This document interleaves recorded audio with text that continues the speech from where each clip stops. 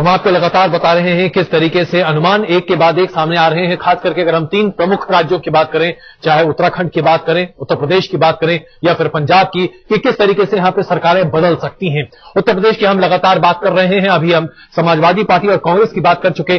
सिद्धार्थ जी, हम आपसे यह समझना चाहेंगे कि भारतीय जनता पार्टी को पहले बहुत ज्यादा उम्मीदें नहीं थी, इसके बावजूद आप लोगों ने बड़े से बड़े नेता मैदान में उतारे और जैसे ही चुनाव की प्रक्रिया आगे बढ़ती गई, अचानक बीजेपी ने अपनी तमाम उम्मीदों को और आगे बढ़ा दिया और बहुत ज्यादा सीटों की उम्मीद आप करने लगे।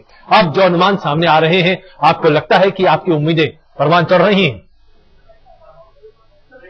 देखिए, आप अच्छी तरह जानते हैं कि कभी किसी ने गाड़ी मांगी, क्षमा चाहूंगा बहुत एको है, मैं बात नहीं कर पा रहा हूं आपसे। जी, थोड़ी सी तकनीकी दिक्कत है, हम इसको तुरंत दूर करेंगे, लेकिन अगर आप अपनी बात कह दो तो कम से कम एक जरिया तो शुरू हो, कम से कम आपकी बात को समझ सकें। हेलो, आप इसको ठीक करिए, एको इतना ज्यादा है कि मैं तो एक शब्द नहीं बोल पा रहा हूं। जी, चलिए हम कोशिश करते हैं कि अपनी तकनीकी दिक्कत को तुरंत दूर करते हैं आपके पास, हम फौरन वापस लौटते हैं। लेकिन इस बीच शैलेंद्र जी को हम इस चर्चा में शामिल करें। शैलेंद्र जी, आजम खान साहब अपनी बात कह चुके हैं। उनका मानना है कि बीजेपी की दिक्कतों की माफ कीजिएगा, बीएसपी की दिक्कतों की वजह से समाजवादी पार्टी के हक में काफी चीजें बनती हुई दिख रही हैं। लेकिन अगर हम बात करें, अभी तक ये चर्चा आम थी कि कांग्रेस और समाजवादी पार्टी में कहीं ना कहीं एकजुटता हो सकती है। अब जो अनुमान सामने आ रहे हैं, आपको लगता है कि समाजवादी पार्टी को कांग्रेस की जरूरत पड़ेगी?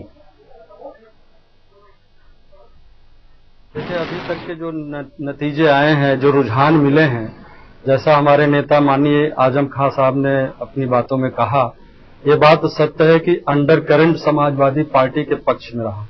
इधर विगत 5 वर्षों में हम लोगों ने भले जुर्म जास्ते ही सही और बीएसपी सरकार पूरा लूट ले गई पूरा, और इस बीच केवल तनहा एक पार्टी समाजवादी पार्टी ने ही संघर्ष किया, जिसका आज नतीजा है कि लोगों ने परिवर्तन के साथ विकल्प में अगर कहीं देखा तो वो समाजवादी पार्टी की तरफ, और समाजवादी पार्टी पूरी तरीके से किसान, नौजवान और मजदूर सभी वर्ग के लिए, अकलियत के लिए, तमाम पिछड़े अनुसूचित जाति के लिए जो भी कार्यक्रम दिए हैं, समाजवादी पार्टी ने कभी जातिगत आधार पर उन्होंने नहीं, बल्कि रोजी रोटी से जोड़ने का।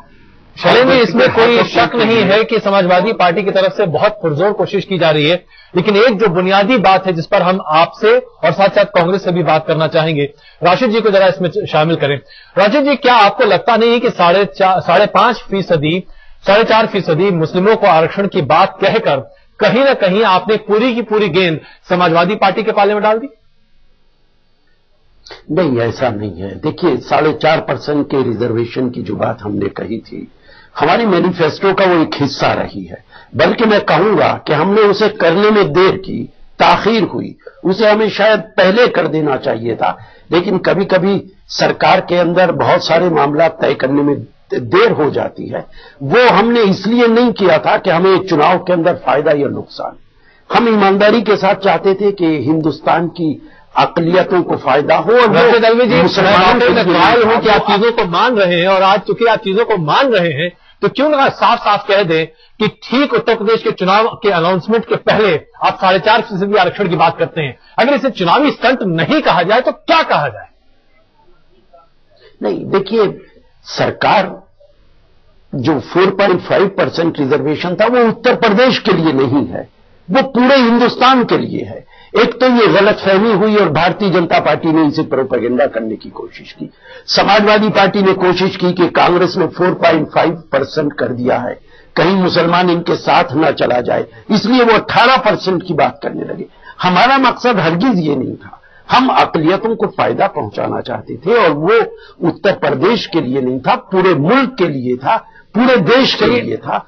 सिर्फ मुसलमान के लिए नहीं था, ईसाई के लिए था, सिख के लिए था, जैन के लिए था।